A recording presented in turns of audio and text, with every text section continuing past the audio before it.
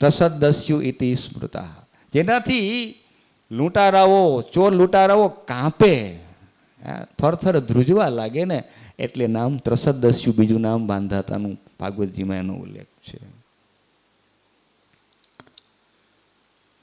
ત્યાર પછી એટલે આ પુરાણકાલિક વિજ્ઞાનની ચર્ચા પછી એના દીકરા મુચુકુંદ થયા, એના પુરુકુત્સ થયા, એના 2 દીકરાઓ થયા. પુરુકુત્સ ના ત્રસદસ્યુ નામે પુરુકુત્સ પણ એ નામે પ્રસિદ્ધ થયા હતા. અને એમને ત્યાં અને ગાલવ ઋષિ પધાર્યા. એમની કથા સંક્ષેપમાં અંતમાં 7મા અધ્યાયમાં વર્ણવેલી છે. ગાલવ નામના ઋષિ એમને ત્યાં પધાર્યા અને સત્યવ્રત રાજાનું ચરિત્રનો પ્રારંભ આપણે 8મા અધ્યાયની અંદર એનો પ્રારંભ થાય છે. સત્યવ્રતમ સત્ય પરમ ત્રિસત્યમ એ ભગવાનની સ્તુતિ પણ દેવોએ કરેલી છે. અને એવા સત્યવ્રત નામના રાજાનું ચરિત્ર થયું અહીંયા વર્ણવેલું છે. અને એમના વન્ય પશુનો વધ કરીને વિશ્વામિત્રજીના આશ્રમમાં વૃક્ષો ઉપર એને લટકતો રાખ્યો. સત્યવ્રત નામના રાજા હતા. એ વનમાં મૃગિયા રમવા માટે ગયા અને વન્યમાં પશુવધ કરી અને ફરીથી ખ્યાલ આવ્યો કે આ તો બહુ ખોટું કહેવાય. એટલે જેનો જગતમાં કોઈ શત્રુ નથી એ વિશ્વામિત્ર છે. ભલે કથાઓ આપણે જોતા હશું કે આ રાજર્ષિમાંથી બ્રહ્મર્ષિ થવાના યત્નો કર્યા, આમ કર્યું, પણ શબ્દબોધ તો આવો જ થાય ને ભાઈ. વિશ્વમ અમિત્રમ શત્રુરૂપમ નાસ્તિ યસ્ય ઇતિ વિશ્વામિત્ર. સમગ્ર વિશ્વને મિત્રના રૂપે જોનારા, એમ પણ એક અર્થ સાંભળવામાં આવ્યો છે. સમગ્ર જગતને સૂર્ય રૂપે, મિત્ર એટલે સૂર્ય રૂપે, તેજસ્વીતા રૂપે દર્શન કરનારા, પ્રગટ કરનારા, એ પણ વિશ્વામિત્ર છે. કારણ ગાયત્રી મંત્રના દ્રષ્ટા છે. એટલે પણ એ ભર્ગો દેવસ્ય ધીમહિ છે. એ અત્યંત તેજસ્વી તેજ છે. એ તેજને દર્શન પણ એ વિશ્વામિત્ર મહર્ષિએ જ કર્યું છે. ઋષયો મંત્રદ્રષ્ટા રહા, એના માટેથી છે.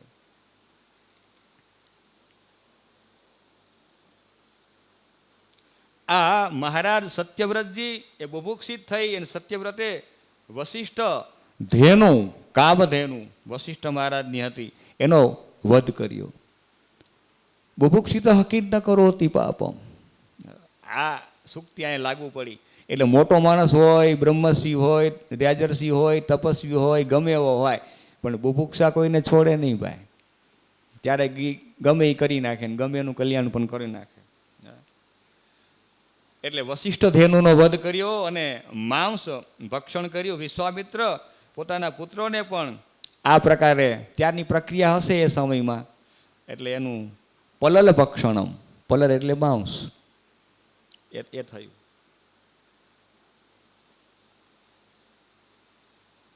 તો 3 પ્રકારના તાપ ત્રિશંકુની ઉપર આવ્યા. એક તો પિતાજીનો અપરાધ થયો, માંસ ભક્ષણ કોકને કરાવ્યું, અને એનાથી જે પશ્ચાતાપ કે સંતાપ થવા લાગ્યો. એટલે 3 શંકુ, પાપ, અપરાધ જેના જીવનમાં થયા છે તે ત્રિશંકુ. શંકુરોપણ અમને અમુક વિધિઓમાં, વાસ્તુમાં એ બધા અલગ એ પ્રકારના, એ તો સ્તંભના સ્વરૂપમાં છે. અહીંયા શંકુ એટલે અપરાધનો છે, એક પાપનો ભાગ છે, જે 3 પ્રકારનો થયો એટલે એનું નામ ત્રિશંકુ એવું પડ્યું. અને એટલા માટે એને આજે આપણી યાદ નદીઓ રપી ન ભૂ રપી, ભાઈ એના જેવું ન થાય એવું કરજે. ઉપર એને નીચે લટકતો રાખ્યો વિશ્વામિત્રજીએ. દેવતાઓ ધક્કો મારે ને વિશ્વામિત્ર અહીંથી ઉપર મૂકે. વિશ્વામિત્ર ઉર્ધ્વમ પ્રેસય હતી, દેવા અધમ પ્રેસય હતી. ઉપર નીચે ધક્કો મારે. આ કે હું જોઉં છું નીચે કેમ પણ ન પડવા દો. ઓલો ભાઈ વટલો વાળો કે મને પડવા દો બાપા, આમ ક્યાં સુધી રાખશો, ચોખવટ કરો ને કે આનું આમ છે ભાઈ, આટલું આમ થશે.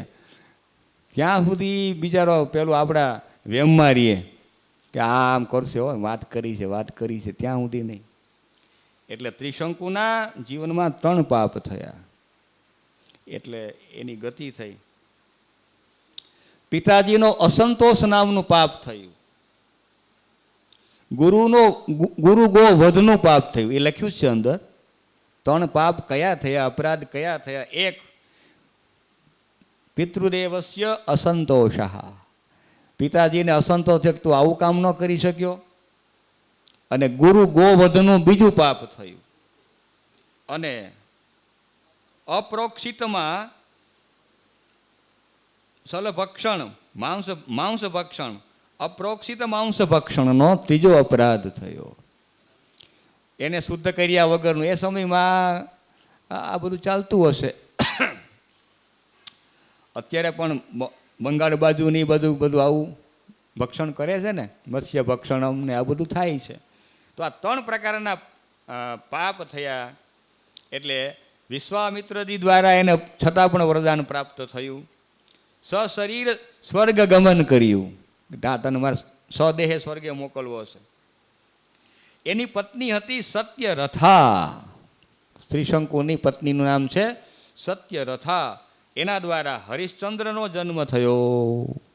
સત્યવાદી હરિશ્ચંદ્ર એ થયા. એના દીકરા રોહિત થયા. એના ચંચુ, એના વિજય, વૃકબાહુ અને એના વંશમાં સગર મહારાજની કથા આવી છે. સગરના દીકરાઓએ નિર્માણ કર્યું એટલે સાગર થયા. સગર પુત્રૈ નિર્મિતોયમ સાગર ગરેણ સહિતો જાત એરી સગર. જેની કથા 9મા સ્કંદમાં છે. ઝેર સાથે જન્મ થયો. ગરહ ગરલમ ક્ષેડમ તું ગરલમ વિષમ, ગરસ્તુ ગરલમ ક્ષેડમ વિષમ. તો ઝેર સાથે જન્મ થયો ને એટલે એનું નામ પડ્યું સગરહ, ગરેણ સહિત સગરહ.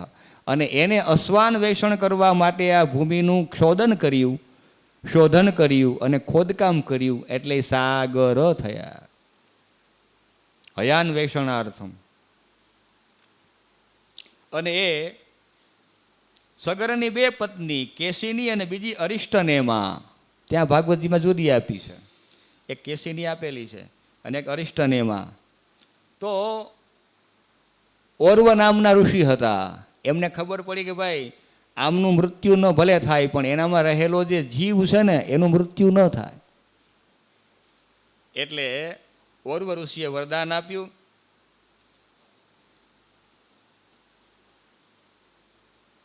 તો એ ઘણી બધી પ્રકારની પ્રક્રિયા થઈ. ઓર્વ ઋષિ દ્વારા ખબર પડી કે આ તો સગર્ભા છે એટલે એ વિલાપ કરતી હશે. એમને પત્ની એટલે કેશિની અથવા તો અરિષ્ટનેમાં એનો વિનાશ ન થાય એના માટેની એને કાળજી રાખી.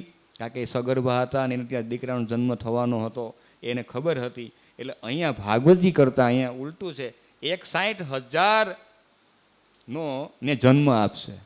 એટલે આ જે 60,000ની વાત છે ને, 60,000 દીકરાઓ સગરના દીકરા થયા ને, અહીંયા 61 બતાવ્યા છે આ પુરાણમાં. અહીંયા 8મા અધ્યાયમાં બીજી 1 પુત્રને જન્મ આપશે.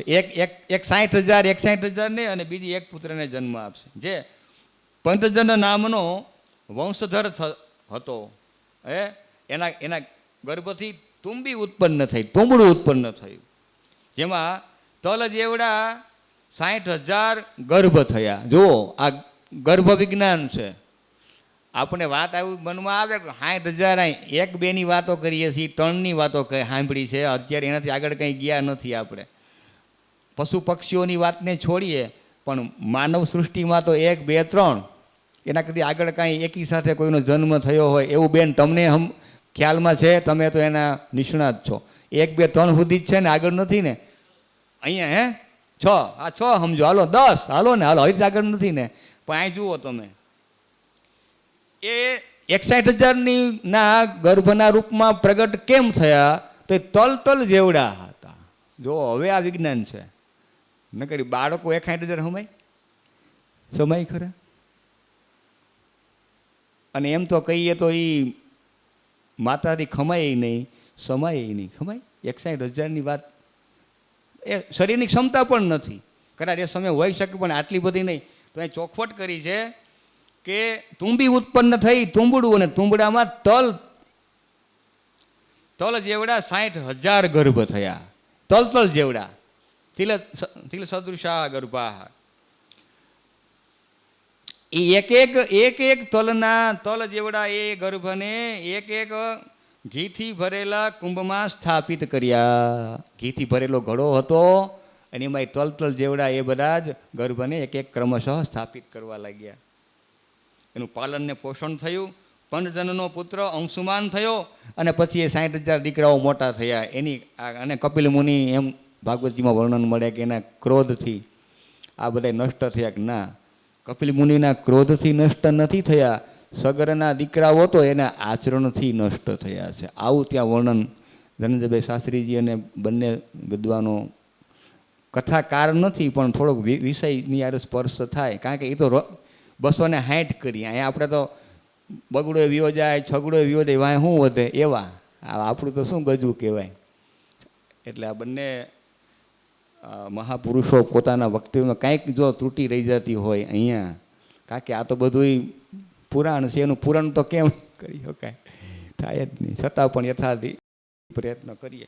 તો એ તિલ સ્વરૂપમાં જે ગર્ભ હતા એ ઘૃત પરિપૂર્ણ કુંભમાં એને એક એકને પ્રસ્થાપિત કર્યા, પાલનને પોષણ થવા લાગ્યું અને મોટા થયા અને 60,000ના સ્વરૂપમાં પ્રગટ થયા. એના વંશમાં આગળ થતા નાભાગ થયા. એના પહેલા અંશુમાન, દિલીપનું બીજું નામ ખટવાંગ નામના રાજા થયા અને એના દીકરા ભગીરથ થયા એના વંશમાં આગળ જતા. તો ભગીરથ મહારાજજી દ્વારા ભાગીરથી ગંગાજીને લાવવાનું મહત્વ પરિપૂર્ણ કામ કર્યું. 3 પેઢીનું યોગદાન પર એનો પરિશ્રમ ભગીરથ દ્વારા સાર્થક થયો. અંશુમાન, દિલીપ, અંશુમાન અને ભગીરથ. ભગીરથે ભગીરથ કામ કર્યું એટલે ત્યારથી આપણે કહીએ ભાઈનું કામ ભગીરથ કાર્ય કરે છે, સેવાનું ભગીરથ કાર્ય કરે છે. જે ભગીરથે કર્યું છે ગંગાજીને સ્વર્ગલોકમાંથી અહીંયા આ પૃથ્વીલોકમાં લાવવાનું કામ, પોતાના પૂર્વજોની મુક્તિ માટેનું કામ કર્યું છે. એને માટે થઈને કોણ લાવે, કોણ કરે, તો કે ભગવાન શિવને પ્રસન્ન કરો. શિવજી પ્રસન્ન થાય તો, કારણ કે એને વેગને ધારણ કોણ કરે. એટલે ભગીરથે પહેલાં ભગવાન શિવને પ્રસન્ન કર્યા, પછી ગંગાજીને નિમંત્રણ આપ્યું કે હવે આપ પધારો, અને ધીમે ધીમે ધીમે ગંગાજી સ્વર્ગલોકમાંથી નીચે આવ્યા. અને એમાંથી એક ભર્તૃહરિને શ્લોક મળ્યો, વિવેક ભ્રષ્ટાનામ ભવતી વિનિપાત શતમુખ. એક એક ક્રમશઃ એક એક ડગલું ગંગાજી નીચે આવ્યા. આ નીચે આવ્યા એ તો ભગવાન એ લોક કલ્યાણ હેતવે, જગતનું કલ્યાણ કરવા માટે આવ્યા. પણ ભાઈ કવિઓને શબ્દ મળવો જોઈએ કે ભાઈ આનો અર્થ શું થયો, આ કેમ નીચે આવ્યો, તો કે વિવેક ભ્રષ્ટ થયા ગંગાજી, કારણ કે એનું કંઈક કૃત્ય હશે, કંઈક અપરાધ થઈ ગયો હશે, એટલે તમે જાઓ જગતનું કલ્યાણ કરવા માટે થઈને પધારો. ભગીરથ એના વંશમાં આગળ થતા આ પુરાણના દ્રષ્ટિએ વિચાર નાભાગ થયા. નાભાગ આદંબરી શોભૂત, ભાગવતજીમાં અહીંયા પણ એ જ છે.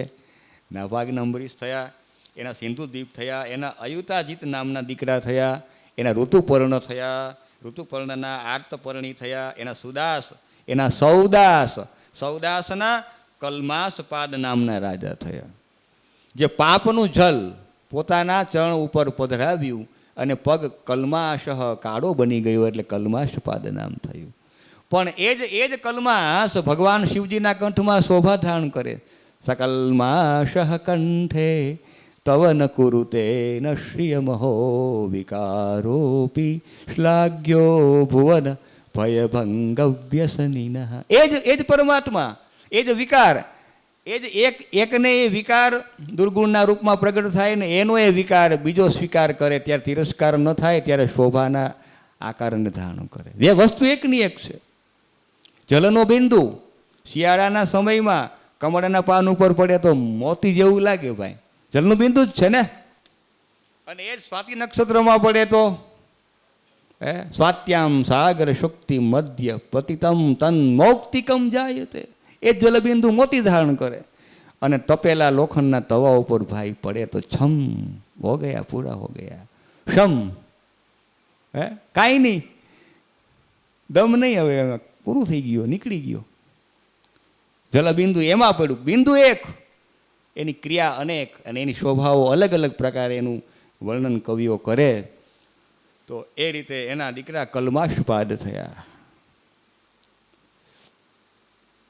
એના દીકરા થયા, એનું નામ બીજું મિત્ર સહ પણ છે, ભાગવતજીમાં પણ છે ને અહીંયા પણ છે. મિત્ર સહ નામના દીકરા થયા. જે મિત્રોની ધૃષ્ટતાને સહન કરે છે ને એ મિત્ર સહ છે. મિત્રાનામ ધૃષ્ટતામ સહતે, એવો ત્યાં શાબ્દિક અર્થ મળ્યો છે. ધૃષ્ટતા કરે, દુષ્ટતા કરે, ઘૃષ્ટતા કરે, છતાં એ મિત્ર છે ને ભાઈ, એમ કરીને ચાલે ભાઈ. આ એના દીકરા સર્વકર્મા, અનરણ્ય, નિઘ્ન અને મિત્ર, આ નવમસ્કંદ જેવું છે, એટલે ચિંતા ન કરતા. દુલદુહ, દિલીપ, રઘુ એના અજ થયા, એના દશરથ થયા, એના રામ થયા, એના કુશ થયા, કુશના અતિથિ થયા, એના નિષદ થયા null, નાભ, Pundarik, ક્ષેમધન્વા, દેવાનીક, અહિનગુ, Sudhanva, shall, ઉક્ય, વજ્રનાભ, null. આ વંશાવલી શ્રવણ કરવાથી ભગવાન સૂર્યનારાયણનું સાયુજ્ય પ્રાપ્ત થાય છે. અંતમાં અંતિમ શ્લોકનું ફલ છે કે હું કામ આનો દીકરો આ મારે શું ભાઈ, એને સાંભળીને કરવું હું? દાદાજી એમ કહેતા કે ભાઈ આ સૂર્યવંશનું આ જે કથા છે, આ એ 62મી પેઢીએ ભગવાન રામજી આવ્યા એવું કહેતા, એવું સાંભળ્યું છે. ગયણા નથી હો, બાહેણ થાય કે નહીં, વધઘટી થતી, આપણી ભૂલ પણ હોય. પાછો મહાપુરુષોના વાક્યને યાદ કરીએ તો ભાઈ આ પેઢીઓનું શ્રવણ સાંભળીએ ને તો આપણી પેઢી હંચવાય. અને આવી સુંદર પેઢીઓનું નામ હાંચવી ટેઢી ન થાય. મન પડે એમ ટેઢી, વાંકા ચૂકી ન હાલે, સીધી સાદી ચાલે એમ, એવું કહેવાનું. પછી 9મો અધ્યાયનો પ્રારંભ છે. 9મા અધ્યાયમાં ચંદ્રવંશનું વર્ણન છે. ત્યાં પણ ભાગવતજીમાં પહેલાં સૂર્યવંશનું 13 અધ્યાય સુધી અને પછી 14મા અધ્યાયથી ચંદ્રવંશનું વર્ણનનો પ્રારંભ હતો. બ્રહ્માજીના મનથી અત્રિદેવની ઉત્પત્તિ બતાવી છે.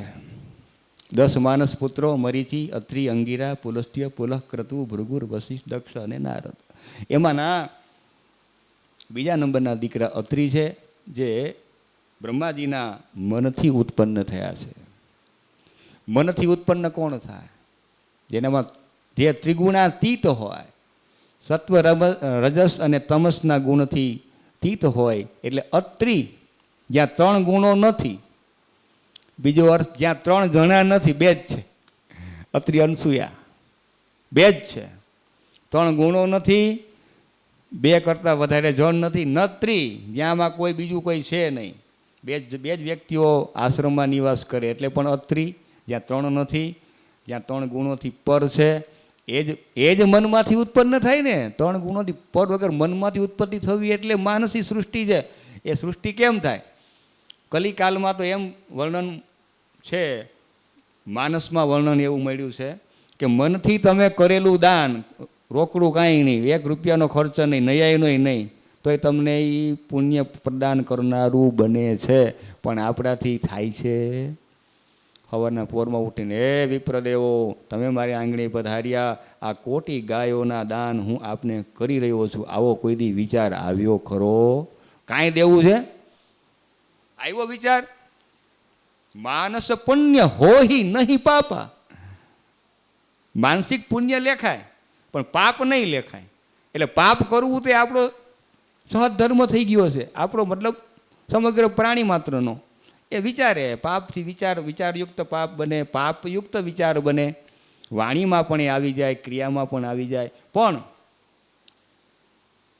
કલિયુગ એક પુનીત પ્રતાપા, એથી આગળની યાત્રામાં પણ કલિયુગના વર્ણનો છે.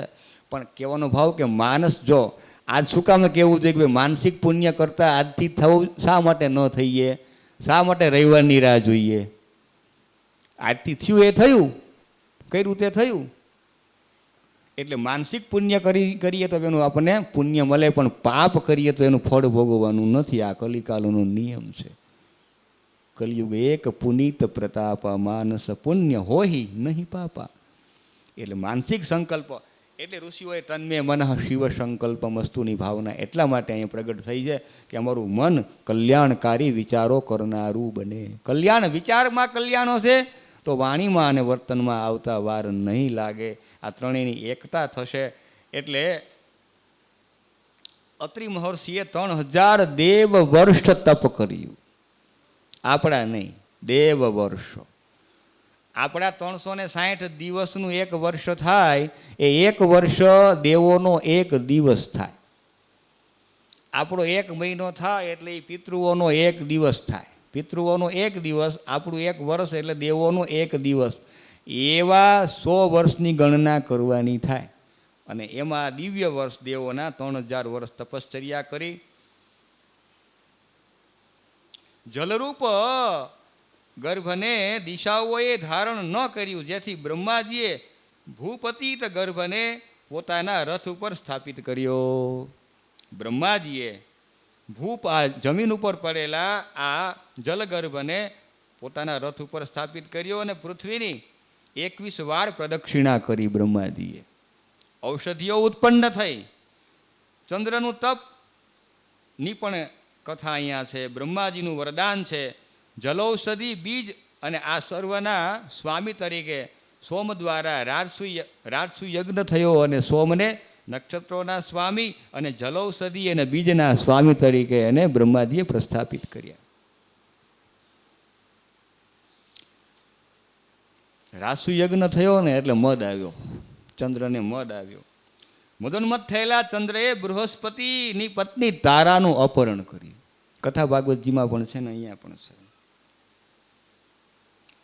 બંને વચ્ચે યુદ્ધ થયું, વાઘ યુદ્ધમ.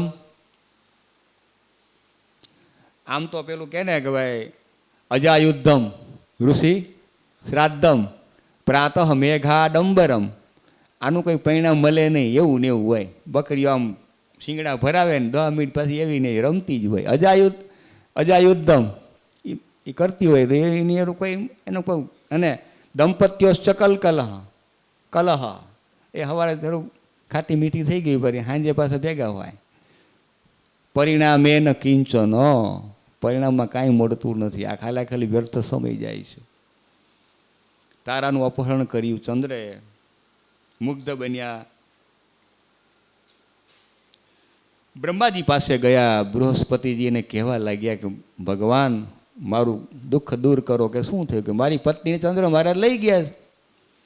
જે તમારા પૌત્ર થાય, દીકરા અત્રિ અને એના દીકરા ચંદ્રમાં થઈને આવ્યા, એટલે પૌત્ર છે એને મારી પત્નીનું હરણ કર્યું છે.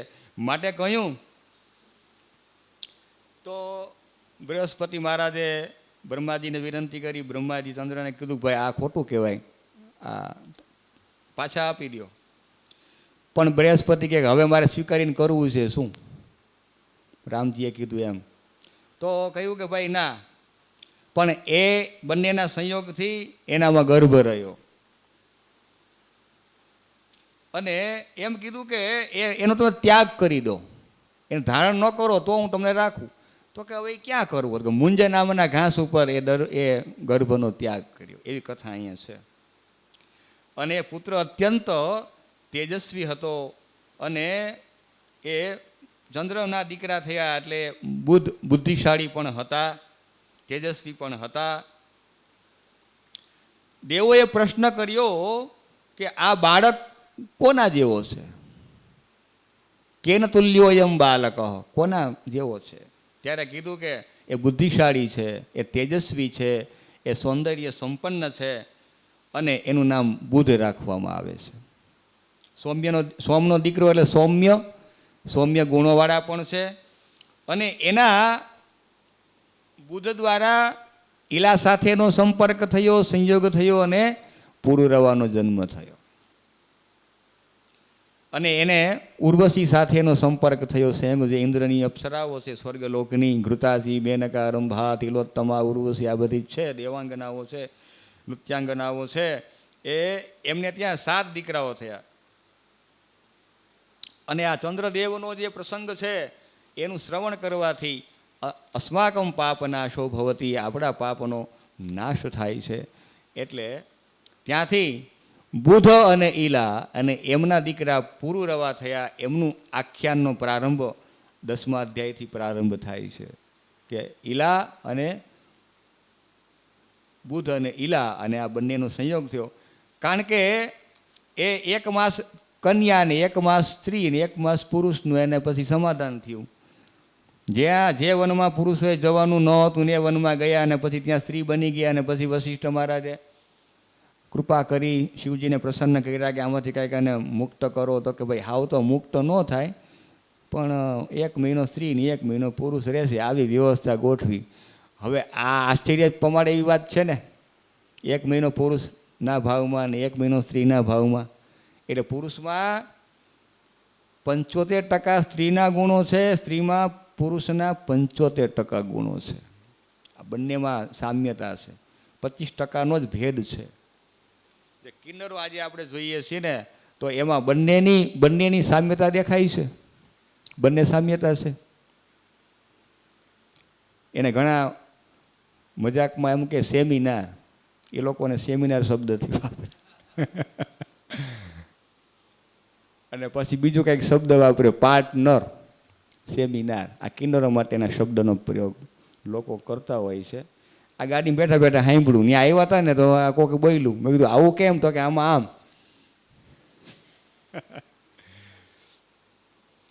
પુરુરવા નામના રાજા બ્રહ્મવાદી હતા અને પુરુરવાના લગ્ન ઉર્વશી સાથે થયા. એને સ્વપ્નમાં દર્શન થયા અને ત્યાં ભાગવતજીમાં પણ આવી કથાઓ છે કે હું તમને નિર્વસ્ત્ર ન જોઉં, મારા 2 ઉરણકો ગૃહિતવા, 2 ઘેટાઓને લઈને આવી હતી અને પછી તમારે રક્ષણાનું કરવાનું, એ બધી કથા ભાગવતજીમાં મળે છે. અહીંયા પણ થોડીક અલ્પાંશ રૂપે અહીંયા કથા એના જેવી આપણને મળી છે. પુરુરવા અને ઉર્વશીએ ચૈત્ર રથમાં 10 મંદાકિની, 5 અલકાનગરી, 10 વિશાલા, 5 અને નંદનવન. ચૈત્ર રથમ નંદનવન એનું બીજું નામ છે ચૈત્ર રથમ. અને ઉત્તર દેશમાં 8 અને ગંધમાદનમાં 10 અને સુમેરુ પર્વતમાં 8, કુલ 59 વર્ષ. કેટલા વર્ષ કયા સ્થાનમાં વ્યતીત કર્યા એનું અહીંયા વર્ણન છે.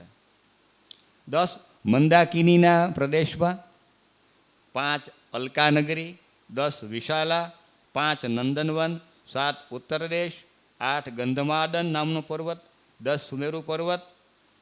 અને એની અંદર ગંધમાદનમાં 10 અને સુમેરુ પર્વતમાં 8 વર્ષો, એમ 59 વર્ષ પુરુરવા અને ઉર્વશી સાથે વિહારમાં વ્યતીત થયા. એના 7 દીકરાઓ થયા. આયુ, વિદ્વાન, અમાવસુ ઇત્યાદિ થયા. અમાવસુના ભીમ થયા. ભીમના કાંચન પ્રભ, એના સુહોત્ર નામના દીકરા થયા. સુહોત્ર અને કેશિની દ્વારા જન્નુ નામના રાજા થયા, જે ગંગાજીને પી ગયા અને જાહ્નવી ગંગાજી કહેવાના તે.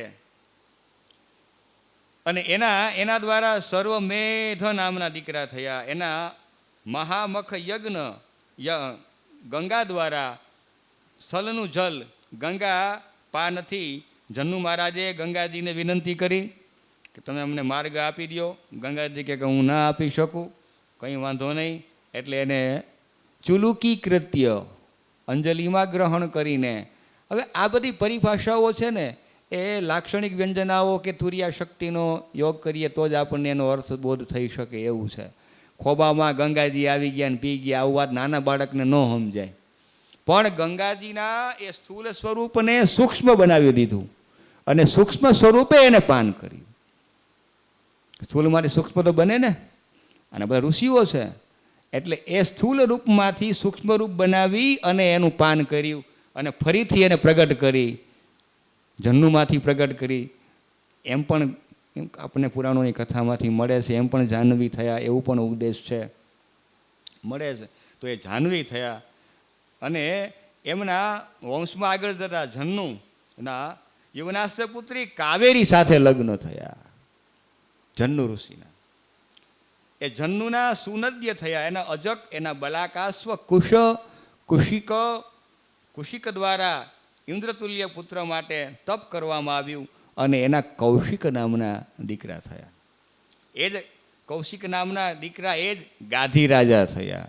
અને ગાધી તનય મન ચિંતા ભારી એના વિશ્વામિત્ર મહારાજ મહર્ષિ થયા, વિશ્વામિત્ર થયા.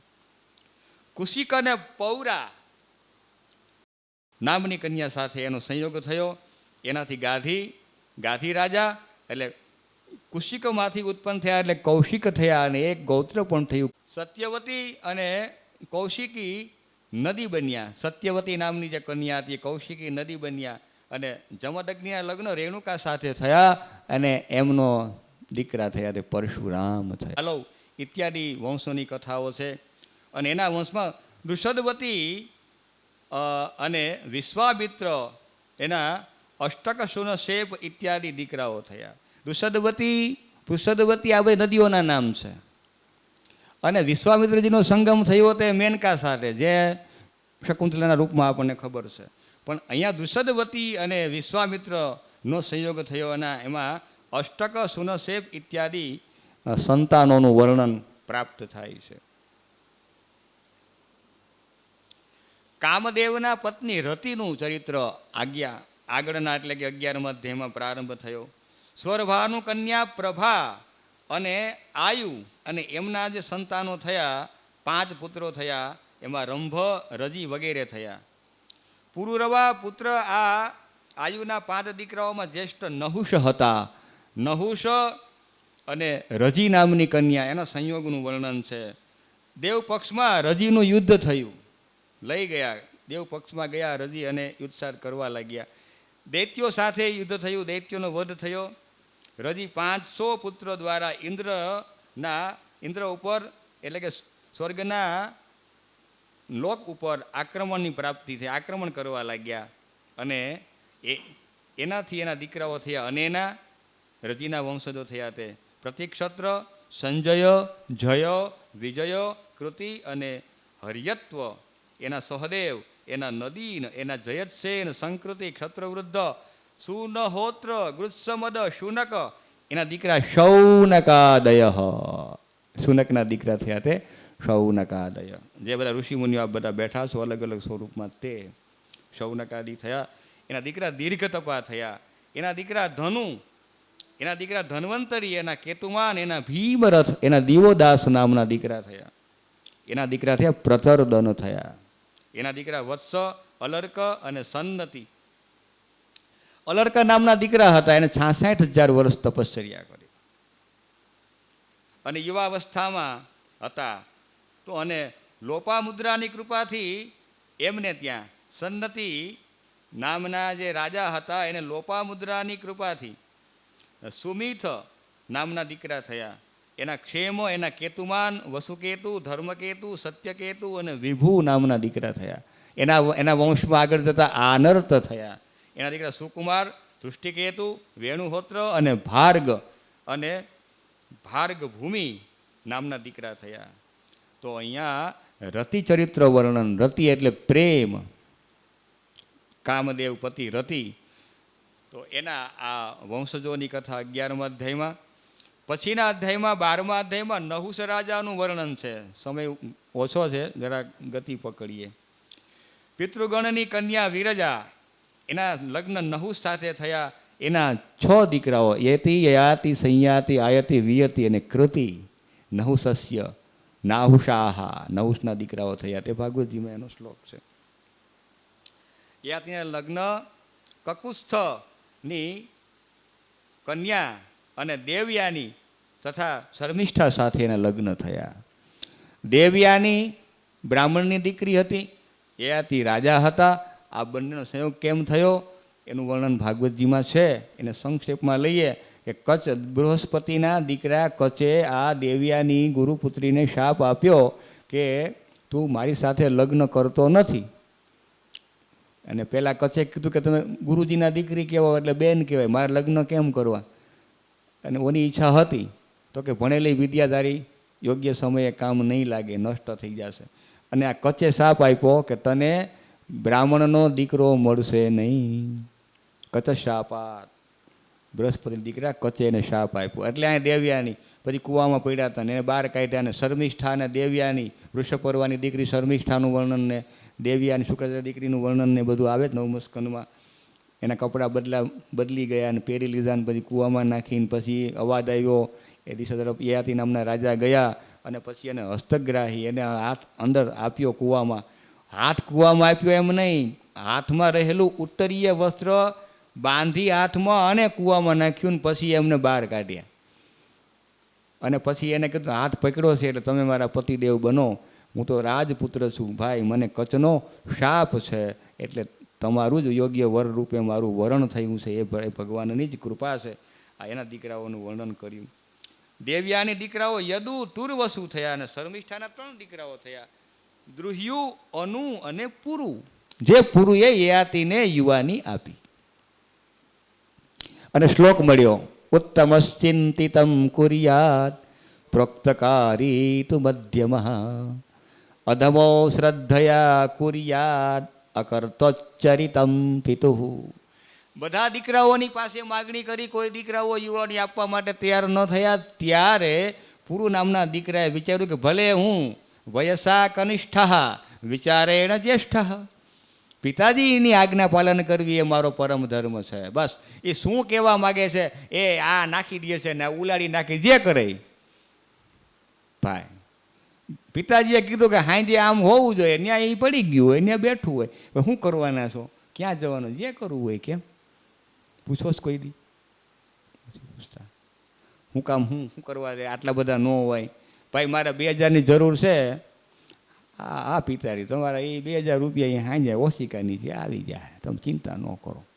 5000 રૂપિયા જોઈશે ને, લ્યો ક્યાં જવું છે, શું કરવું, જે કરવું હોય. 5ની જરૂર છે ભાઈ, સવારમાં 7 વાગે જવું છે, ક્યાં હું કાંઈ નહીં, સારું થઈ જશે વ્યવસ્થા. ઉત્તમશ્ચિંતિતમ કુર્યાત પ્રોક્તકારી તુ મધ્યમાં. કીધા પછી કરે, પાણી દે ને અડધું આવે, અડધું ઢોળાઈ જાય, કાં તો પીએ નાખે અડધું, નક્કી નંબરે દે. અને અધમો શ્રદ્ધયા કુર્યાત, કરે ખરો પણ શ્રદ્ધા વગરનું કરે. અને કરે ને એની વાત તો શું કરવી ભાઈ. અકર્તોચ્ચરિતમ ઉચ્ચરિતમ મલરૂપમ પિતુઃ વિદ્યતે.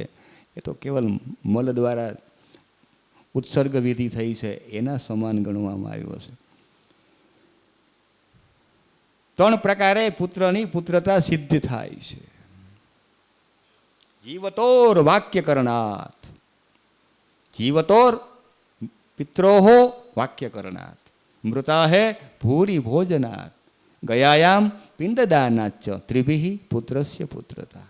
આ 3 વસ્તુઓ સિદ્ધ થાય ઠાકોરજીની કૃપાથી તો સમજીએ કે આપણું પુત્રત્વ સિદ્ધ થયું. 3 વસ્તુઓ થાય.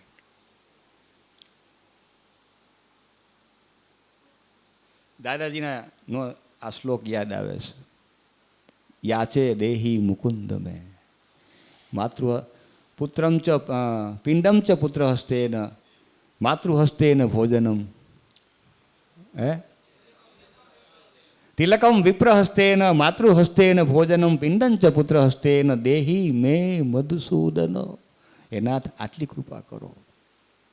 અને એમ કહેતા કોઈની દાઢીમાં હાથ ન નાખવો પડે, એવો એક શ્લોક હતો. દાઢીમાં હાથ ન નાખવો પડે. યાચે દેહી મુકુંદ મેં, આવું પણ એક શ્લોક કહેતા હતા કે ભાઈ કોઈને દાઢીમાં હાથ ન નાખવો પડે, કોઈને કેવું ન પડે મારું આટલું કરો, આમ કરો, તેમ કરો.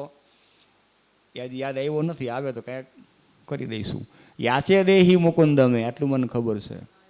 અનાયાસે ન હા મરણમ, હા બરોબર બરોબર. વિના દૈન્ય જીવનમ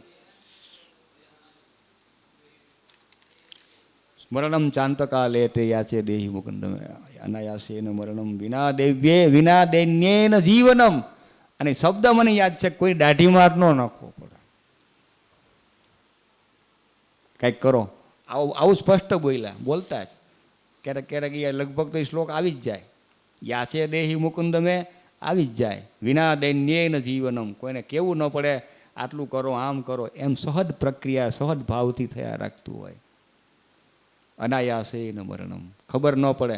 એનું પણ ઉદાહરણ એવું આપતા, પિંડમાં માખણના પિંડમાં એક કેશ હોય, એક જ વધારે નથી કહેતો, એને જે રીતે આપણે કાઢીએ એવી રીતે પ્રાણ તત્વ આપણામાંથી નીકળે ભાઈ, કોઈ વેદના સહન કર્યા વગર. અનાયાસે ન મરણમ, પ્રયત્ન ન કરવો પડે. બાકી લોકોને જોઈએ છીએ ભાઈ, હે પણ ઠાકોરજીને એ જ પ્રાર્થના કરીએ કે હે નાથ તું કૃપાળુ બન્યો હોય મારા માટે તો અનાયાસે ન મરણમ. બસ.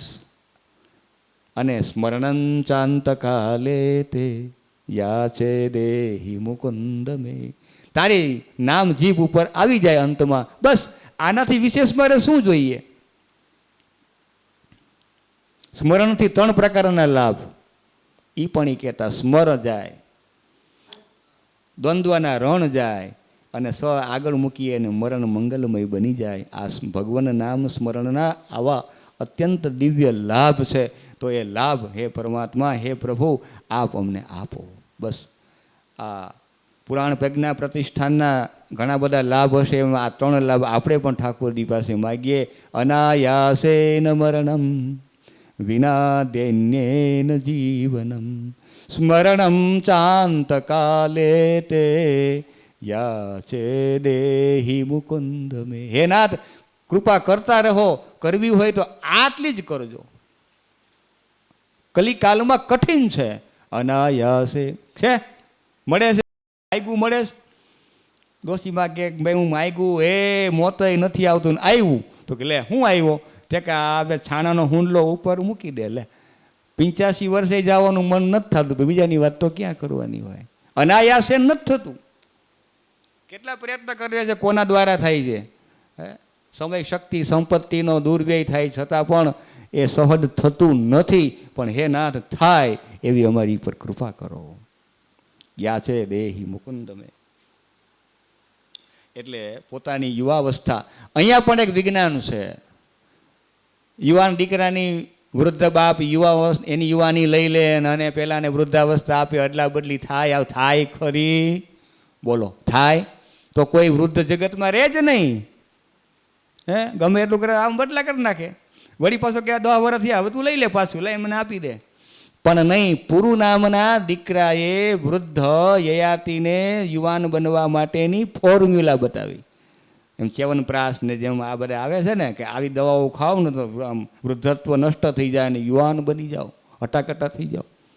એવી ફોર્મ્યુલા બતાવી, એવું મેં સાંભળ્યું. ભાઈ આમાં વર્ણન નથી હો, ગોતતા નહીં, નકર વળી ફોર્મ્યુલામાં જ લેવામાં આવશે. એ ગયા બતાવો ને, નકર તો બધા લઈ જ લે ને. ઉત્તમ ચિંતિતમ કુર્યાત. તો એ પુરુ નામના દીકરાને પૌરવ વંશ થયો, અને પછી શાપ આપ્યો એ ભાગવતજીમાં છે કે તમને રાજગાદી નહીં મળે. જાઓ શાસ્ત્રીજી, બરોબર ને? રાજગાદીના અધિકારી તમે નહીં થો. એટલે પુરુના વંશજો જ આગળ ગયા, જે પૌરવ કહેવાયા. એના વંશમાં આગળ જતા રાજ્ય વિભાજન થયું યાતિ દ્વારા. જે પોતાના 6 દીકરાઓ હતા એને રાજ્યનું વિભાજન સરખા ભાગે આપ્યું. અને પછી એ પુરુ પાસેથી યુવાની લીધી, ભોગ ભોગવ્યા. ન જાતું કામઃ કામાનામ ઉપભોગે ન શામ્યતિ હવિષા કૃષ્ણ વર્તમૈવ ભૂય એવાભિવર્ધતે.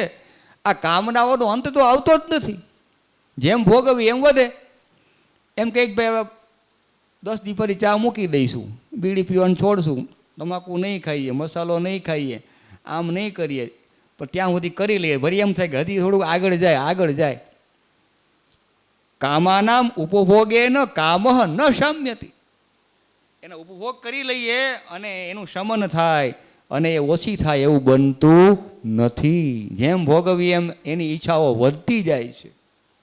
કેમ વધે છે? અગ્નિમાં ઘી હોમીએ અને અગ્નિની જ્વાળાઓ વધે છે, ઘટે છે? વધે છે. હવિષા કૃષ્ણ વર્તમૈવ.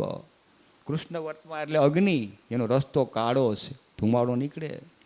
અને જેમ આહુતિઓ આપીએ અને અગ્નિદેવ વૃદ્ધિ પામે છે, એમ આપણી કામનાઓ પણ ભોગવવાથી વૃદ્ધિ પામે છે, ઘટતી નથી.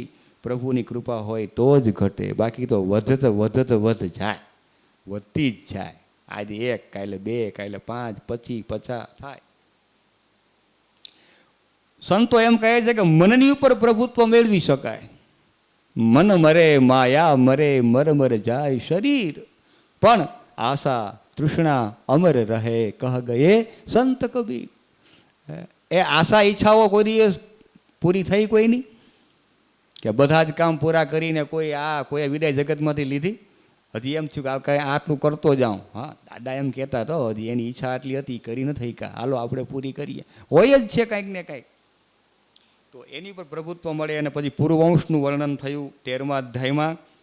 પુરુના દીકરા સુવીર, મનસ્યુ, અભયદ, સુધન્વા, સુબાહુ, રૌદ્રાશ્વ વગેરે દીકરાઓના ખૂબ નામાવલી મોટી છે. કહેતા હો તો બોલું, પણ જમવા નહીં મળે, પછી ઊભો નહીં થવાય. 2 ભલે વાગે, પણ એકાદશીમાં અપરાધ મને લાગે, એટલે એવું તો કરાય નહીં. દુષ્યંત થયા, એના દીકરા થયા. દુષ્યંત શકુંતલાના ભરત થયા, એના નામથી ભારત દેશનું નામ પડ્યું. બૃહસ્પતિના પુત્ર ભરદ્વાજ થયા. ભરતના અનેક યજ્ઞો ભરદ્વાજના નિયોગથી, આજ્ઞાથી થયા. એના દીકરા વિતથ નામનો પુત્ર થયો અને એનું વંશ થયું. કૌરવ વંશીયનું વર્ણન થયું. શાંતનુ થયા. શાંતનુને ગંગાની સાથે દેવવ્રત ભીષ્મ મહારાજની ઉત્પત્તિ થઈની કથા અહીંયા આપી છે. શાંતનુ અને કાલી એના દીકરા થયા વિચિત્ર વીર્ય થયા, એવું અહીં ઉલ્લેખ મળ્યો છે.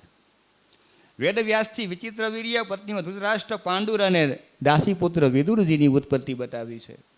ધૃતરાષ્ટ્ર, ગાંધારી, દુર્યોધન આદિ 100 દીકરાઓ થયા. પાંડવોના દીકરાઓ 5 થયા, તે પાંડવો કહેવાના. અર્જુન, અભિમન્યુ અને પહેલાં 2 દીકરાઓ થયા, તે એ તો એનો દીકરાનો દીકરા થયા, અર્જુનના અભિમન્યુ થયા. મહારાજ યુધિષ્ઠિર, ભીમ, અર્જુન, સહદેવ ને નકુલ, સહદેવ નકુલ માદ્રીના દીકરાઓ થયા. અને એ અશ્વિની કુમારોની કૃપાથી થયા, એટલે ત્યાં 2 છે. અને પેલા 3 જણા થયા, તે એક ભગવાન સૂર્યની કૃપાથી કર્ણદેવ થયા, અને યમરાજની એટલે ધર્મની કૃપાથી ધર્મરાજ યુધિષ્ઠિર થયા, ભીમ મહારાજ વાયુદેવની કૃપાથી થયા, અને ઇન્દ્રદેવની કૃપાથી અર્જુન મહારાજનું પ્રાગટ્ય થયું. આ 5 પાંડવોની કથા પણ અહીંયા છે. અને અનેક પ્રકારના યજ્ઞોનું સંપન્ન કર્યા. ત્યાર પછી 14મા અધ્યાયમાં વસુદેવજીનો જન્મ અને ભગવાન કૃષ્ણ જન્મનું પ્રાગટ્યનું વર્ણન પણ અહીંયા છે. અને ક્રોષ્ટુની 2 પત્ની ગાંધારી અને માદ્રી એના સંતાનોના વર્ણન કર્યા. અનમિત્ર, સુધાજીત, વૃષ્ણિ વગેરે થયા. વૃષ્ણિના સ્વફલ્ક તનય અક્રૂરજીનું નામ છે, અને ગાંધીની સુતા એની માતાનું નામ છે. એનું વર્ણન અહીંયા છે. ચિત્રક નામના રાજા સ્વફલ્ક એનું વર્ણન કર્યું. વ્યાધિના દીકરા થયા સ્વફલ્ક, ગાંધીની દ્વારા અક્રૂરજી, એના દેવમીઢ અસિકની દ્વારા સૂરરાજાને ત્યાં મારીશા નામની પત્નીમાંથી 10 દીકરાઓ. આનક દુંદુભી મહાભગવાન જ્યાં પ્રગટ થવાના છે એના પિતા વસુદેવનું નામ છે સૈવાનક દુંદુભી. આનક અને દુંદુભી અલગ છે. આ બંને નગારાઓ સ્વર્ગલોકમાં વાઈ ગયા. જન્મ અહીં થયો ને માં ખબર પડી, અને ખબર પડી કે અહીં જન્મ થયો. સંતો મહાપુરુષોનું પ્રાગટ્ય વિશ્વમાં થાય ત્યારે આખા જ વાતાવરણમાં પરિવર્તન થવા લાગે છે. આનક દુંદુભી થયા, નામ આનક દુંદુભી થયું. અને એના વંશનું વર્ણન આગળ કર્યું. ઉગ્રસેનના દીકરા કંસનું વર્ણન કર્યું. કંસની 5 બહેનો કંસા, કંસવતી વગેરે વર્ણન કર્યું. 16મા અધ્યાયમાં સ્યમંતક મણિનું ઉપાખ્યાન કહેવામાં આવ્યું. સ્યમંતક નામનો મણિ છે, જેને પ્રાપ્ત થયો સત્રાજીત નામના રાજાને થયો. ભગવાન સૂર્યનારાયણના ઉપાસક હતા, અને 8 ભાર સોનું આપતો હતો. ભારની થોડીક ચર્ચા કરી. થોડીક ચર્ચા એટલે ભાર એટલે કેટલું ગણું? કિલો ગણું, મણ ગણું, કેટલાક મણ ગણો તો 40 મણ સોનું થાય. પછી અમરકોશમાં ને એમ તેમ એની ગણતરી કરતાં કરતાં એક જગ્યાએ બેઠા હતા, ચર્ચાઓ ખૂબ થઈ. અંત તો લાવવો જ પડે, એટલે કીધું ભાઈ કિલો આવે 965 ગ્રામ જેવું કંઈક એમાં એવું થતું હતું ભારના રૂપમાં. એટલે 5 કિલા જેવો ભાર, એક ભારમાં 5 કિલા અત્યારમાં છે એટલું 4.960 એમ કંઈક થતું હતું. 5 કિલો પૂરું નથી થતું, એટલે એક ભારમાં આટલું સોનું થાય. એવું 8 ભાર સોનું આ સ્યમંતક નામનો મણિ સત્રાજીત નામના રાજાને આપતા હતા, અને એનો ઉપયોગ પ્રજાના કલ્યાણ માટે કરતા હતા. અન્નક્ષેત્ર, કુવાઓ, વાવ, કુવા, વિદ્યાલયો, આ બધા માટે થઈને ઉપયોગ કરતા. જે પૂર્ત અને ઇષ્ટ કર્મ છે, જે ભગવતી રૂક્મિણીજીએ પ્રેમપત્રમાં માગ્યા છે, પૂર્તેષ્ટ દત્ત નિયમ વ્રત દેવ. પૂર્ત કર્મ અને ઇષ્ટ કર્મ, અને સંજ્ઞાઓ અલગ અલગ છે, બહુ સમજવાનો વિષય છે. પૂર્ત કર્મ ધીયતે, ઇષ્ટ કર્માભિધીયતે, એવા શ્લોકો પણ એના છે. 7 દીપનું વર્ણન થયું છે અક્રૂર દ્વારા. સત્રાજીત, આ સ્યમંતક મણિનું ઉપાખ્યાન, અને એના 2 અધ્યાય ત્યાં પણ 56 ને 57 લગભગ, ભૂલતા ન હોય તો 56 57 જ છે ને, 55 56, હા ટૂંકમાં એની આજુબાજુ. તો એ 2 અધ્યાયમાં છે કે એનો સાર એટલો છે કે ભાઈ કોઈની પર ખોટું આડ આવ્યું હોય તો આ અધ્યાયનું શ્રવણ કરવાથી વૃથા આક્ષેપ થયા હોય તો એ દૂર થાય છે. આપણે સાચા હોવા જોઈએ. અને એકવાર નિર્વિવાદ છે, સત્યને પરેશાન કરી શકાય પણ પરાજિત તો ન કરી શકાય. સંઘર્ષ કરવો પડશે આપણે. 5 10 વર્ષે 12 વર્ષ સાચા છીએ, ચિંતા નહીં, આગળ જાઓ. ભલે કેટલે ગમે એટલે હેરાન કરે, ભલે પરેશાન કરે, પણ પરાજિત તો ન જ થાય. ધૈર્યતાનો ગુણ હોવો જોઈએ. દાતૃત્વમ, પ્રિયવક્તૃત્વમ, ધૈર્યત્વમ, ઉચિતજ્ઞતા, અભ્યાસેન ન લભ્યંતે ચત્વારઃ સહજા ગુણા. આ તો ભગવદ કૃપા હોય ને ભાઈ તો જ મળે. એમફિલ પીએચડી કરવાથી નથી મળતા, અને અભણને મળી જાય છે ભાઈ. સહજા ગુણા, સહજ છે આ દાતૃત્વમ.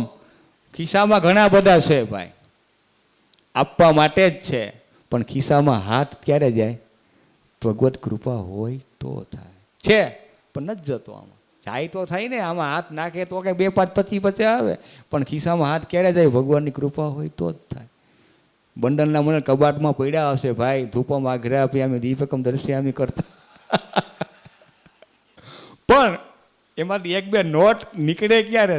સાહેબ ભગવાનની કૃપા હોય તો થાય. દાતૃત્વમ, પ્રિય વક્તૃત્વમ પણ સહેલું નથી, ધૈર્યત્વમ પણ સહેલું નથી. ધીરજતાની પરીક્ષા થાય છે, અને ઉચિત અજ્ઞતા, કાલ પ્રમાણે સમય પ્રમાણે કાર્ય કરવાની કુશળતા, અપ્રમાદી બનીને કાર્ય કરવાની કુશળતા. દીર્ઘસૂત્રી વિનશ્યતિ, ભગવદ્ ગીતા. દીર્ઘસૂત્ર નહીં, 5 મિનિટનું કામ 50 મિનિટમાં કરે, દીર્ઘસૂત્રી, ફટાકે ઝડપથી કરવું જોઈએ. તો આ અને 18મા અધ્યાયમાં ભૂગોળ, ખગોળ ભૂગોળનું વર્ણન જે અધ્યાયમાં, આમ તો પંચમ સ્કંદ આખો ખગોળ ભૂગોળના અધ્યાયથી ભરેલો છે. આ ભૂમિમાં કેટલા વિભાગ છે, કેટલા દ્વીપ છે, આ બધું વર્ણન એમાં છે. અને ભારત વર્ષની નદી ઉપનદીઓ એનું વર્ણન પણ 18મા અધ્યાયમાં પંચમ સ્કંદના 18 કે 19, 18માં લગભગ. અને પર્વતોનું વર્ણન, નદીઓનું વર્ણન, એ વર્ણન છે. પ્લક્ષદ્વીપ અને એમાં નિવાસી લોકોનું આયુષ્યનું વર્ણન 20મા અધ્યાયમાં છે. પ્લક્ષદ્વીપ 2 યોજન વિસ્તારવાળો છે. આ બધાની ચર્ચા ભાગવતજીના પંચમ સ્કંદમાં છે જ, પણ અહીંયા આપણે એનો ઉલ્લેખ કરવો જ રહ્યો. એટલે એમાં ક્ષાર સમુદ્રથી અન્વિત છે. અધિપતિ એના મેધાતિથિ, અને આના 7 દીકરાઓ શાંતમય, સુખોદય, આનંદ, શિવ, ક્ષેમક, ધ્રુવ અને શિશિરા નામના દીકરાઓ છે. સપ્તવર્ષાણી, ગોમેદ, ચંદ્ર, નારદ, દુંદુભી, સોમક, સુમના, વૈભ્રાજ અને આદિ વ્યાધિ. આ મરણનો ભય આ દ્વીપમાં રહેનારને નથી. તો પેલું નામ છે એ જંબુદ્વીપ, અને આપણે જ્યાં બેઠા છીએ જંબુદ્વીપે આર્યાવર્તાંતર્ગતો વગેરે. પછી પ્લક્ષદ્વીપ, પછી શાલ્મલી દ્વીપનું વર્ણન છે. પછીના અધ્યાયમાં કુશદ્વીપ છે, પછીમાં ક્રૌંચ દ્વીપ છે, શાક દ્વીપ, અને 7મો પુષ્કર દ્વીપ છે. આ 7 ટાપુઓ છે. એમાં એના અલગ અલગ અધિપતિઓ છે, એના સંતાનો છે, એમાં દેવ માનવો રહે છે, એનું સ્વભાવ વર્ણન છે. આ બધું જ છે. પછી 21મા અધ્યાયમાં પાતાલાદી લોકનું વર્ણન છે. આ પૃથ્વીની ઊંચાઈ 70,000 યોજન છે, એનું વર્ણન છે. એમાં 7 લોકના નામ છે: અતલ, વિતલ, સુતલ, તલાતલ, રસાતલ ને મહાતલ ને પાતાલ. અને એની અંદર ક્રમથી કૃષ્ણા, શુક્લા, અરુણા, પીતા, શર્કરા, શૈલ અને કાંચની ભૂમિ છે. આ 7 લોકમાં 7 પ્રકારની ભૂમિઓનું પણ વર્ણન છે. અલગ અલગ પ્રકારની ભૂમિઓ આ લોકમાં છે. અને મહાપ્રાસાદા, દૈત્ય દાનવથી સંયુક્ત છે. ઉત્તમ ભક્ષ્ય ભોજન ઇત્યાદિ આ બધું જ પ્રાપ્ત થાય છે. રમ્ય નદી, વન, પર્વતો, વીણાવાદન, મૃદંગ ઇત્યાદિનો કલરવ, મધુર ધ્વનિ પણ સંભળાય છે. અનંત ગુણભૂષિતા આ 7 લોકો કહેવામાં આવ્યા. અને પછી 22માં નરકોનું વર્ણન કર્યું, જ્યાં પંચમ સ્કંદના 26મા અધ્યાયમાં નરકોનું વર્ણન છે.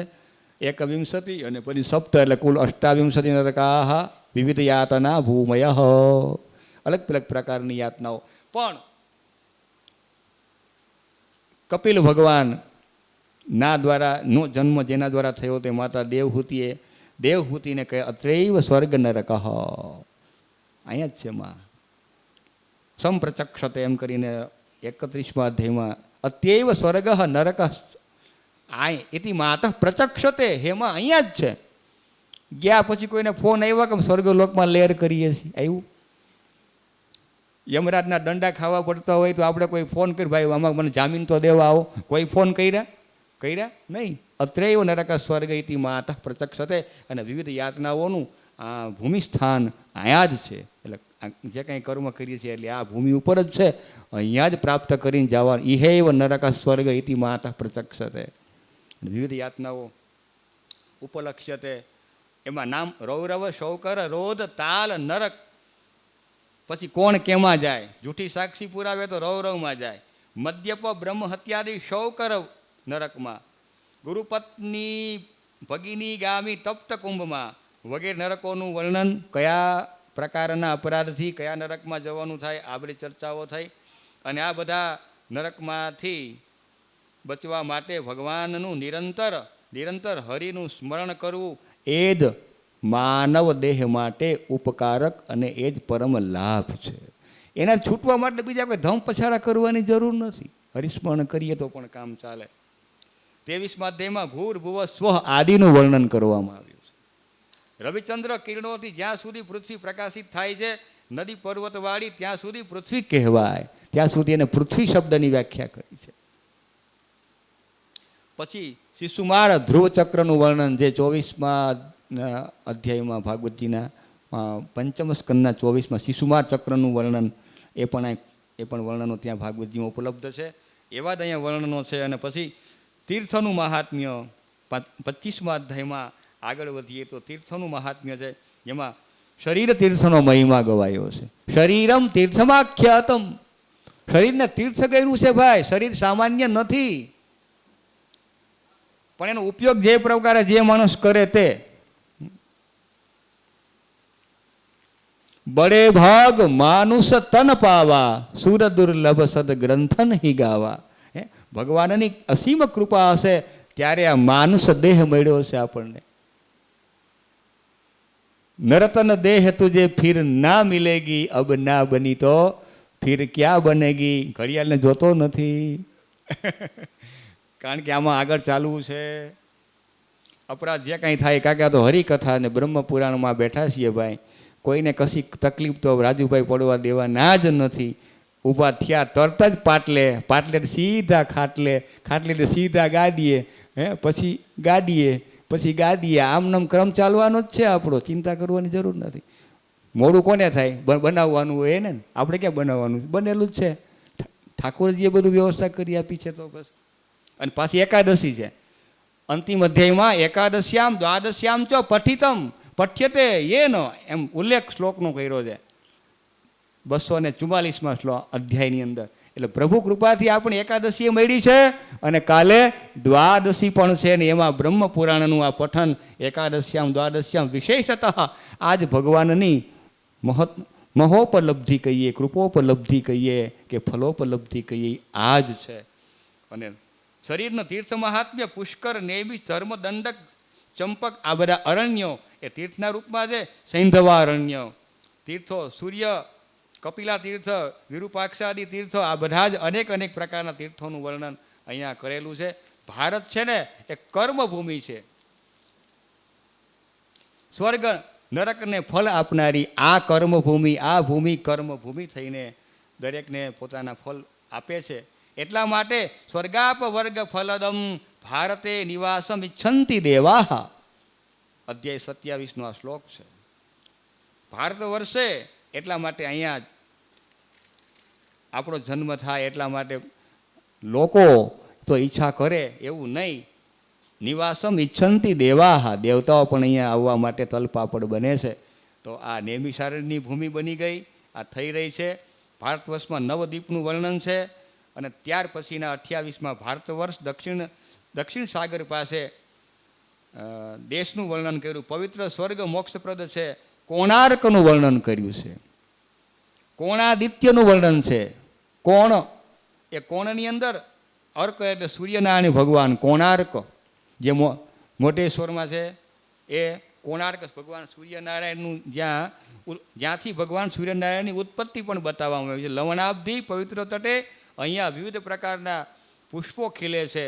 અને એ પુષ્પો દ્વારા માઘ શુક્લ સપ્તમીનો ઉપવાસ, સાગર સ્નાનનો મહિમા, સૂર્ય પૂજા ઇત્યાદિનું મહત્ત્વ એ બતાવ્યું. 29મા અધ્યાયમાં સૂર્ય પૂજનનો, દાનનો, અર્ઘ્યનો મહિમા બતાવ્યો. અને છઠના દિવસે સૂર્ય પૂજાનું અને સાતમના દિવસે પણ વિશેષ મહત્ત્વ સૂર્ય પૂજાનું બતાવવામાં આવેલું છે. 30મા અધ્યાયની અંદર આગળ જતાં આ છેલ્લા 3 અધ્યાયો જે મને ભગવત કૃપાથી પ્રાપ્ત થયા, એમાં ઘણું બધું જાણવાનું મળ્યું ભાઈ, ઘણું બધું મળ્યું. આદિત્યના ગુણોનું વર્ણન છે.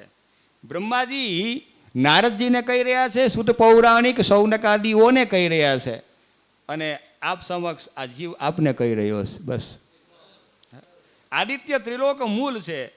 આદિત્ય ભગવાન સૂર્ય વગર આ જગતની ઉત્પત્તિનો સંભવ જ નથી.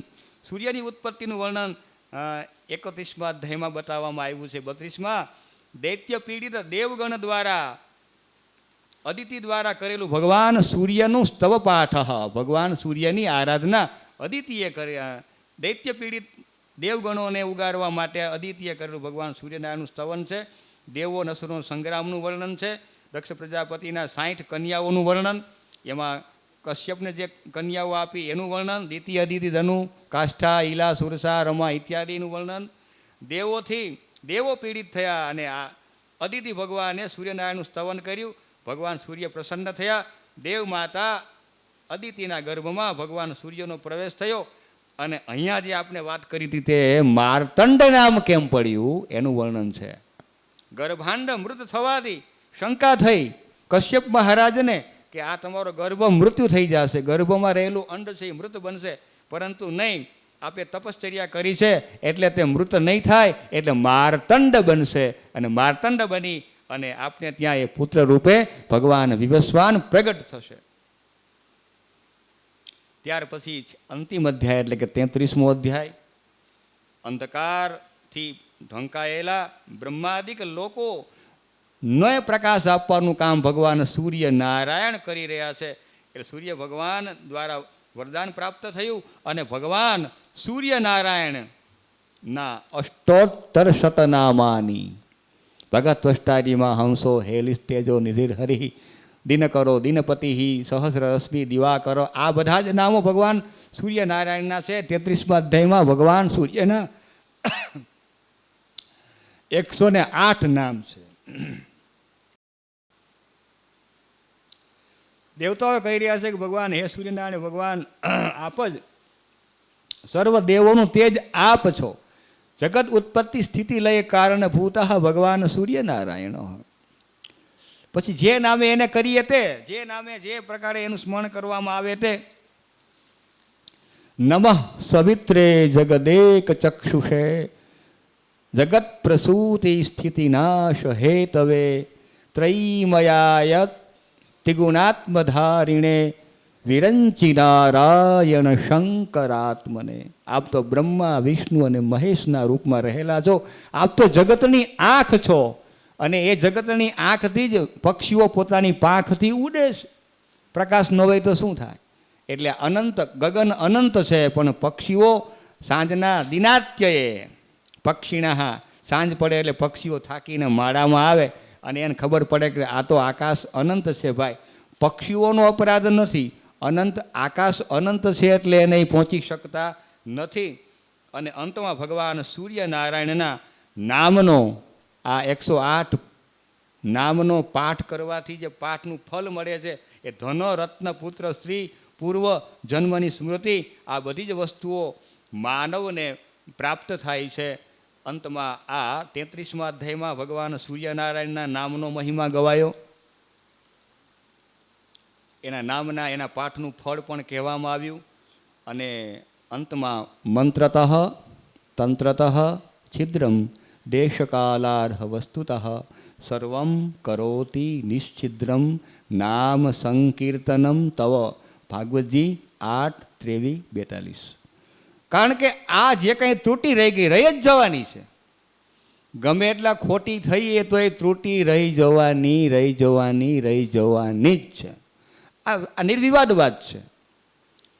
10 કલાક સુધી પુરાણનું પઠન વક્તવ્ય થાય આ સૂર્યોદયમાં આરભ્ય, તો પણ જે સંતો મહંતો પહોંચી ન શકે અને એમાં મુહૂર્ત બે જ ઘડીનો વિરામ લેવાનો, 10 કલાકની કથા વાંચન થાય અને 7 દિવસ સુધી કરે તો પણ ભાગવતજીનો મહિમા પૂર્ણ ન થતો હોય તો આપણે તો આ કલાક 2 કલાકની સમયમાં આપણે આનું કેમ ન્યાય આપી શકીએ? છતાં પણ ચિંતન કરવાથી ને જે કાંઈ લેખન કર્યું, મને ખબર હતો કે એક શ્લોક લઈશ, આમાં ઊંડો ઉતરીશ તો કથાનો રસ ભંગ થઈ જશે. એટલા માટે અધ્યાયનો સાર મળે અને આમાં મહત્ત્વની વાતો જે છે, જે કડીઓ વિજ્ઞાન સાથે જોડાયેલી હોય, જ્ઞાન સાથે જોડાયેલી હોય કે પછી વેદ સાથે જોડાયેલી હોય, તો એ સર્વ આ ક્ષત્રિય ઓ ઠાકોરજી એનું નામ સંકીર્તન 2 મિનિટ માટે કરીશું અને એ ભગવાન કૃપા કરે અને આપણા સૌની ઉપર આવી નવી કૃપા વૃષ્ટિ કરતા રહે. કૃષ્ણ ગોવિંદ ગોવિંદ ગોપાલા કૃષ્ણ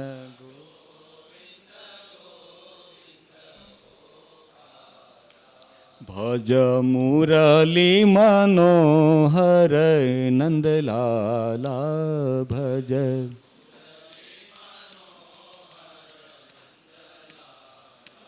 કૃષ્ણ ગોવિંદ ગોવિંદ ગોપાલા ભજ મુર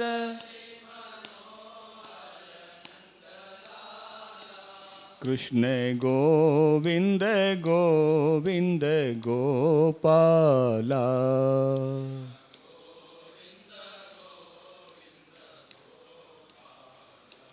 ભજ મુરલી મનોહર નંદ લાલા ભજ મુરલી કૃષ્ણ ગોવિંદ ગોવિંદ ગોપાલા ગોવિંદ હરે રામ રામ રામ હરે હરે હરે કૃષ્ણ કૃષ્ણ કૃષ્ણ હરે હરે હરે રામ રામ રામ હરે હરે હરે કૃષ્ણ કૃષ્ણ કૃષ્ણ હરે હરે હરે રામ રામ રામ હરે હરે હરે કૃષ્ણ કૃષ્ણ કૃષ્ણ હરે હરે. બોલીએ બાલકૃષ્ણ લા गिरिराज धरण की श्याम सुंदर श्री यमुने महारानी जी की श्री वल्लभाधीश की अपने अपने गुरुदेव की जय अपने अपने मात पिता की जय बोलो भाई सब संतन की जय ओम नमः पार्वती पतये हर हर મહાદેવ હર. બધાને જય શ્રી કૃષ્ણ. ખૂબ જ સુંદર સરસ રીતે પ્રથમ ધ્યેય સુધીના 33 અધ્યાયનું ખૂબ જ સુંદર રીતે આ બ્રહ્મપુરાણના 33 અધ્યાયની યાત્રા પૂજ્યશ્રી દ્વારા આપણને પ્રાપ્ત થઈ. 33 અધ્યાયના કિલક કથનને શ્રવણ કરી આપણે સૌ ધન્યતા અનુભવીએ છીએ. તેઓ શ્રીના શ્રીચરણની અંદર કૃતજ્ઞતા વ્યક્ત કરીએ છીએ. બપોર પછીના દ્વિતીય સત્રને થોડા જાણી લઈએ, એ ટાઈમને થોડા જાણી લઈએ. પ્રથમ સત્ર ઠાકોરજીના શ્રીચરણોમાં સમર્પિત કરી અત્યારે પુણ્ય પવિત્ર એકાદશીના ફલાહારને પ્રાપ્ત કરી બરોબર 2:15થી 2:30 સુધી શીતોષણ પાન કરી આ હોલની અંદર આપણે સૌ ફરીથી પ્રાપ્ત થશું. દ્વિતીય સત્રના દ્વિતીય વક્તા પરમ પૂજ્ય શ્રી કૃષ્ણદત્ત શાસ્ત્રીજી બરોબર 3ના ટકોરે આ હોલની અંદર આગળની યાત્રા આપણને પ્રારંભ કરાવશે. ત્યાર પછી 4:30થી 4:45 સુધી ફરીથી આપણે રસપાન કરીશું. ત્યાર પછીના સત્રની અંદર પ્રથમ દિવસના તૃતીય વક્તા પરમ પૂજ્ય શ્રી ધનંજયભાઈ શાસ્ત્રીજી આપણને 4:45થી 6:45 સુધી બ્રહ્મપુરાણની આગળની યાત્રા કરાવશે. 6:45થી 7:15 સુધી પધારેલા વિશિષ્ટાતિથિશ્રીનું પ્રવચન થશે. 7:15થી 7:45 સુધી અધ્યક્ષશ્રીનું પ્રવચન થશે અને ત્યાર પછી આશ્રય પદ ગાઈ અને આપણે છૂટા પડીશું. તો આખા દિવસનો આ શેડ્યુલને આપણે હૃદયસ્થ કરીએ. ફરી એક વખત વક્તાશ્રીના શ્રીચરણની અંદર કૃતજ્ઞતા વ્યક્ત કરી પરમ પવિત્ર એકાદશીના ફલાહાર પ્રાપ્ત કરવા માટે જઠરાગ્નિને જાગૃત કરવા માટે જયઘોષ કરી અહીંયાથી આપણે છૂટા પડીશું. શ્રી ગોવર્ધનનાથ કી જય, શ્રી ગિરિવલ્લભાધીશ કી જય, શ્યામ સુંદર શ્રી યમુને મહારાની કી જય. નમઃ પાર્વતે પતયે હર હર મહાદેવ હર. ઉદ્ઘોષક મહોદયે જે કંઈક પરિચય આપ્યો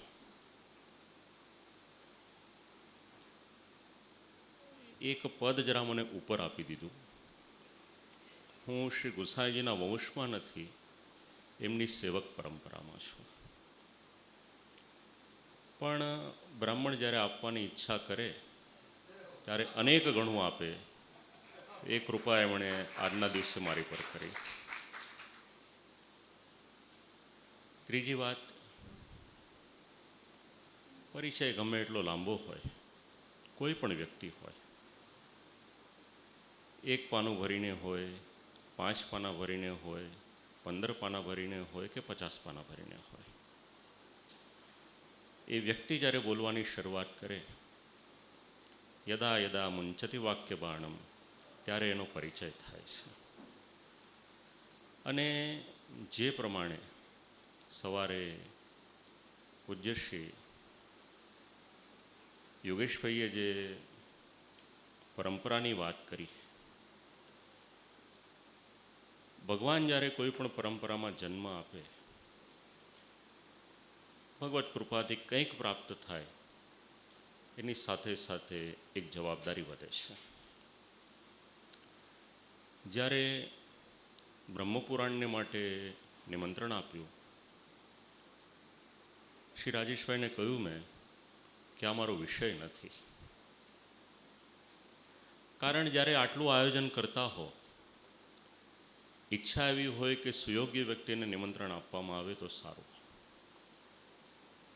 2 શબ્દ સવારે શ્રી યોગેશભાઈ બોલ્યા હતા, યથાધીતમ યથામતિ. સાથે સાથે બીજા 2 શબ્દ છે, આપ લોકોને કંઠસ્થ હશે, યતો વચમી વિચાર્ય ચ. કેવળ વચમીનું અહીંયા આગળ કામ નથી, એની સાથે સાથે વિચાર માંગે છે. અને વિચારને માટે સમય જોઈએ. મારા ભાગે લગભગ 72 અધ્યાયનું વક્તવ્ય છે. આજના 34 અધ્યાય, આવતીકાલના 24 અધ્યાય અને પરમ દિવસના 14 અધ્યાય. અને એમાં લગભગ 5.25 કલાક જેટલો સમય છે. વધારે આપણે મગજ ન ચલાવીએ, 5.25 કલાકને ખાલી મિનિટમાં આપણે કન્વર્ટ કરી દઈએ તો 315 મિનિટ થશે. અને એને 72 વડે ભાગીએ તો એક અધ્યાયને માટે વધારેમાં વધારે 4.5 મિનિટ મળે. એટલે પ્રસંગ વિસ્તૃત છે, પણ કઈ રીતે કરવું એ વક્તા પર નિર્ભર કરે. સાથે સાથે એક વાત કહેવાની એ પણ ઈચ્છા થશે. ભાગવતમાં એક સરસ મજાનો શ્લોક છે, શ્રોતાઓનું અભિનંદન અને શ્રોતાઓનો આભાર વક્તા કઈ રીતે કરે છે એનું નિરૂપણ એમાં કરવામાં આવ્યું છે.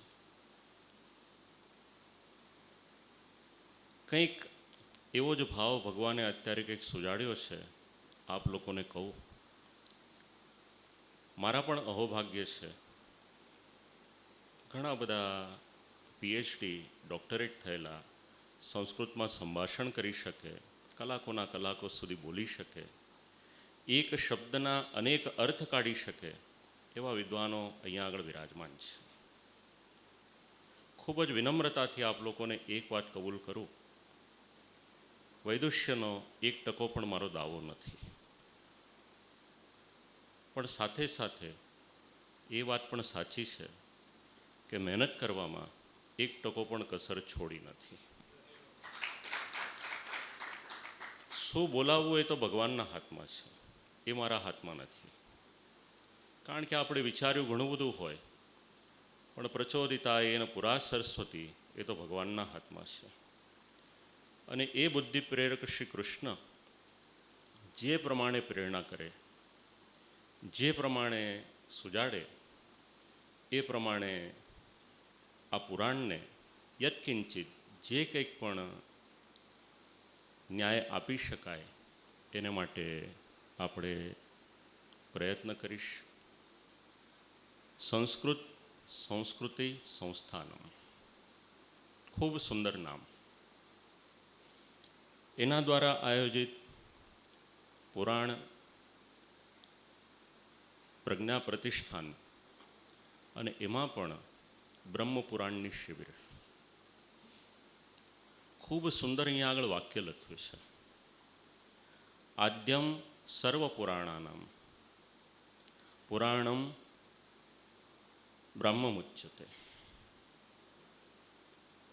પુરાણ, ઉપપુરાણ, ઔપપુરાણ ગ્રંથ તો બધાની પાસે બિરાજમાન છે જ, એમાં બધી વ્યાખ્યાઓ આપેલી છે. પુરાણનું લક્ષણ શું છે એ પણ સમજાવ્યું છે. કયા 5 લક્ષણવાળું પુરાણ થઈ શકે, ઉપપુરાણ કોને કહી શકાય. એવું નથી કે આટલા અધ્યાયો ઉપર બોલવાનું છે એટલે આટલું જ નજર ઉપર લીધું છે, એવું નથી. જે પણ કંઈક પ્રભુએ પ્રેરણા કરી એક પ્રયત્ન અવશ્ય કર્યો છે, કારણ કે આગળ પાછળનું જો અનુસંધાન ન હોય તો જે વિષય બોલવાનો છે એમાં થોડીક મુશ્કેલી થઈ શકે. હવે જે પ્રસંગ છે, અથ ચતુસ્ત્રિંશોધ્યાય, એનો આરંભ થાય છે બ્રહ્મોવાચ. બ્રહ્માજીથી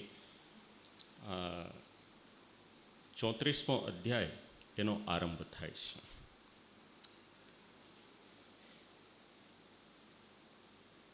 એક પરંપરા આપણે ત્યાંના પૌરાણિક સાહિત્યમાં દર્શનીય છે, ચિંતનીય છે અને અનુકરણીય છે. લગભગ કોઈ પણ પુરાણ આપણે વાંચીશું તો એમાં પ્રશ્ન અને એનો ઉત્તર, આખું જે પુરાણનું ફોર્મેટ છે, ક્વેશ્ચન આન્સરના ફોર્મેટમાં આપણા પુરાણો છે. ગ્રંથની આવશ્યકતા તો આપણને અત્યારે પડે છે, પણ મૂળ પરંપરામાં જે વક્તા બિરાજમાન થતા હતા એમને કોઈ ગ્રંથની આવશ્યકતા થતી ન હતી. જે પ્રમાણે શ્રવણ કરનાર પ્રશ્ન પૂછે એ પ્રમાણે વક્તા એનો ઉત્તર આપતા હતા. અહીંયા આગળ આરંભ થાય છે બ્રહ્માજીથી. ભાષાંતર તો બધું લખેલું છે, એના માટે મને બોલાવવાની જરૂર નથી. અહીંયા બ્રહ્માજી જેમણે આખી જ સૃષ્ટિની રચના કરી, ભગવાને બલ પણ આપ્યું, ભગવાને સામર્થ્ય પણ આપ્યું, ભગવાને સાધન પણ આપ્યા, પણ માધ્યમ બનાવ્યા બ્રહ્માજીને 3 ગુણ, સત્વગુણ, રજોગુણ અને તમોગુણ, 3 ગુણના 3 અધિષ્ઠાતા દેવ બ્રહ્મા, વિષ્ણુ ને મહેશ.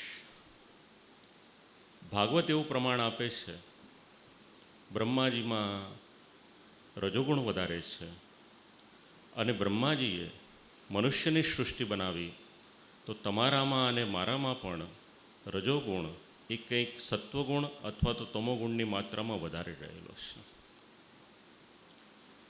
અને રજોગુણનું લક્ષણ પણ આપ્યું છે એમાં. એકાદશ સ્કંદમાં પણ છે, તૃતીય સ્કંદમાં પણ છે. એમાં તમારો ને મારો પરિચય પણ એ રીતના આપ્યો છે.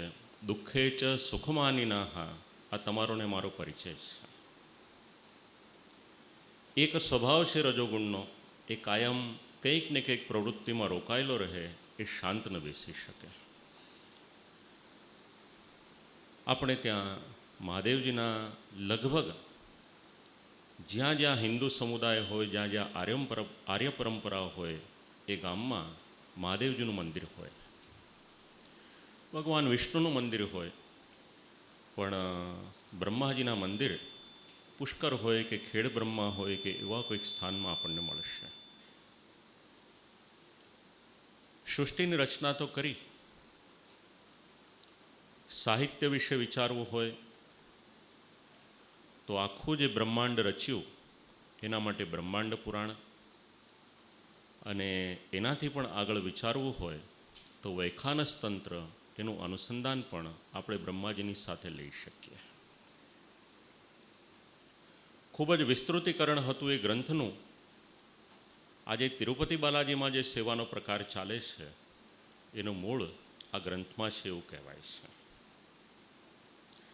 સાથે સાથે એ પણ અનુસંધાન મળે છે કે શ્રાદ્ધની આખી જે પરંપરા છે એનું મૂળ પણ બ્રહ્માજીએ શરૂઆત કરી હતી, એટલે ઘણું બધું અનુસંધાન આપણે બ્રહ્માજીની સાથે લઈ શકીએ એમ છે. મૂળતઃ 5 મુખ હતા, એક મુખ તો હતું, 4 દિશામાં જોયું, બીજા 4 મુખ આવ્યા. એક અપરાધ કર્યો એટલે 5 મુખમાંથી ચતુર્મુખ